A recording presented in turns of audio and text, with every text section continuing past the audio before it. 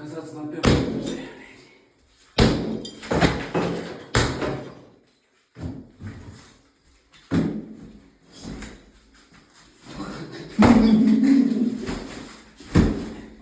Согнул лом, блядь.